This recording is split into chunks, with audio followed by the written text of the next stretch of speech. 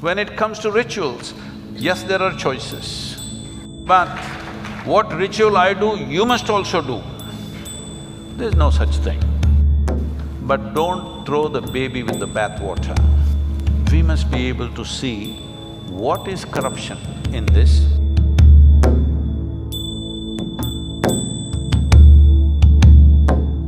My question today is, in the world that we live in today, there exists a multitude of paths to traverse, both spiritually and religiously. But I'm confused, and as a millennial, I'm really doubting if a ritualistic approach is relevant today. Well, you may be a millennial, but these choices you have only in this country, you better know that. If in many other countries in the world, if you say you have a choice of choosing, generally you will be dead. If you're not dead, you will be harassed in 1,000 different ways. In this country, you can choose, which is wonderful. Because we don't have a religious constitution which cannot be edited or amended. Here we have various books which can be amended, which can be debated, something can be done about it. Coming to ritual, how rituals came into existence is like this. Do you brush your teeth every day in the morning? I'm just asking. You do? Hey, don't do this, this means no. Yes. So, every day in the morning you brush your teeth. Some kind of a ritual, isn't it? In fact, people say morning rituals. They're not talking puja, they mean shit, shower and shave. I don't do, you don't do. So, anything that you do regularly, not necessarily by choice, but you decide to do it because you've decided, it's good for me, becomes a ritual in your life. This ritual of brushing your teeth came to you because your parents, maybe your mother, insisted. When you were like this, she insisted, you must brush your teeth. You say, no, I want to eat. You say, no, no brushing, no breakfast. Are you thankful to your mother, she insisted on your ritual? Yes or no? Are you? Not… that time you were irritated, I want to eat, what's the problem, why should I brush every day? But now you're glad that she brought this ritual into your life. It works, isn't it? At least for everybody else around you it works. So, similarly, rituals came for variety of reasons. If you are able to… you said there are multitude of spiritual paths. No, there's only one. If you say spiritual, you have to turn inward. There are no many inwards, there's only one. Hello? There's only one inward. Well, you may go like this, you may go like this, you may go like this, but there's only one inward. So when it comes to a spiritual path, there's only one. You have to turn inward. When it comes to religion, maybe there are choices. When it comes to rituals, yes, there are choices. So, when people were not competent, everybody was not competent to simply sit like this and become meditative, then they taught them simple processes. I must tell you this. Many years ago, some institute… these days I don't subject myself to such indignities, because I can afford that. Many years ago, some institute who thinks they are scientific, they said, because I was obligated to them for something, and they said, we want to study the gamma waves in your brain. I didn't know I had gamma waves. I know I have a working brain, but I didn't know I have gamma waves in my brain. They said, no, no, they're gamma waves, we want to study that. I said, okay, what should I do? They said, you sit down here, and they put 14 electrodes into me, and they said, you meditate. I said, I don't know how to meditate. They said, well, you're teaching everybody meditation. I said, I teach people meditation because they cannot sit still. I have to teach them so many methods to make them still. If you want me to sit still, I will sit absolutely still, inside out. But you know, research is funded. Scientific research is always funded. They need a name, they need the category of meditation and gamma wave whatever nonsense. But I'm not going to give them such pleasure. I said, if you want me to sit and do nothing, I'll do nothing, but no meditation.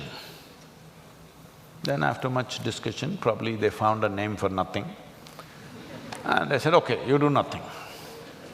I sat. After about 15–20 minutes, you know that funny place in your elbow where if you do the tongue, it'll go? They're taking a metal object and tok, tok, tok, they're hitting that place. It's just leaving my palm numb.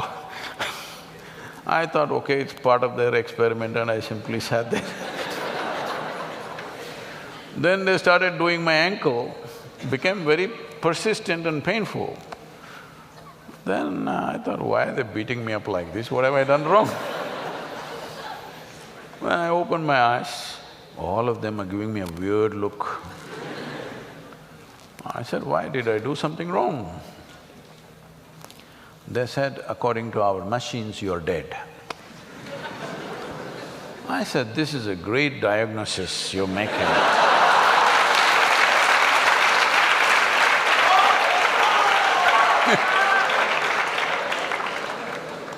And then they, among themselves, they spoke and say, obviously this guy speaking is not dead. So they said, maybe your brain is dead. I said, please, I don't like this second opinion. If you give me a death certificate, I don't mind being dead like this. But brain dead is not good for me, it'll affect my activity. Yes, why I'm telling you this is, if you could handle everything internally, no problem with you. That's the best way to do it. Simply, this is yoga. If you know how to handle this whole machine, all levels of this machine, your body, your thought, your emotion, your energy, your life energies, everything, you know how to handle from within, no ritual for you. Never in my whole life have I ever prayed, you know. But I'm prayerful to anything. If I see a mountain, if I see a rock, if I see a tree, if I see a cow, if I see a man, woman, child, I'm prayerful. But I'm not praying, I've never prayed to any god for anything, ever. So I'm not ritualistic in any sense, because if I close my eyes, I can deal with everything that I need to deal with my life, both internal and external. I want to fix this, I close my eyes. If I want to fix that, I close my eyes. If you do enough sadhana, you can become like this. It's not out of reach, it is available for every human being. They don't pay enough attention, that's all. But if you don't know this, you want to become peaceful, you don't know how to sit still, then what do? I'll teach you one mantra. Okay, say this every day in the morning, 20 minutes, you say this. Now you become peaceful. This is your ritual. If it's working for you, what is your problem? If it's not working, drop the damn thing, do something else. Every day in the morning you took a swim, that became your ritual, you felt wonderful, do the damn thing. Somebody is doing yoga as a ritual, somebody is doing puja, somebody is uttering a mantra, somebody is singing a song. If it is working for them, what the hell is anybody's problem?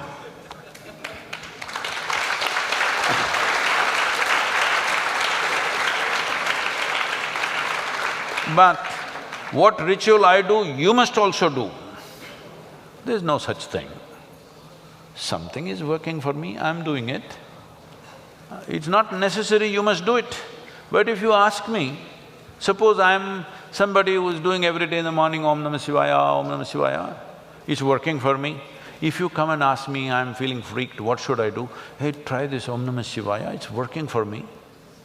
If you like it, you also do it or you do something else. You do dam, doom, das, puss. But the thing is, it must work for you, that's the important thing. So rituals were fantastic devices created with certain wisdom. Over a period of time, they might have become corrupt in practice. Over a period of time, they might have become tools for exploitation for certain people. But don't throw the baby with the bathwater. We must be able to see what is corruption in this, eliminate the corruption and use the technique. Don't throw away everything that the civilization has learnt in thousands of years of living and think you will reinvent the wheel tomorrow. Everybody will be queuing up at a psychiatrist, just know that. The number of people who are queuing up with mental illnesses today is simply because there is no what we used to call as achara vichara. There is no debate about what is this life, why am I like this, what is the nature of my existence, no achara, no vichara. And no achara, there is no anything. See, if your mothers or fathers did not insist that you must have the ritual of brushing your teeth, what an unpleasant place this hall would be right now. Because out of your freedom, some of you would or a whole lot of you would come here, decide, I will not brush, what is the problem?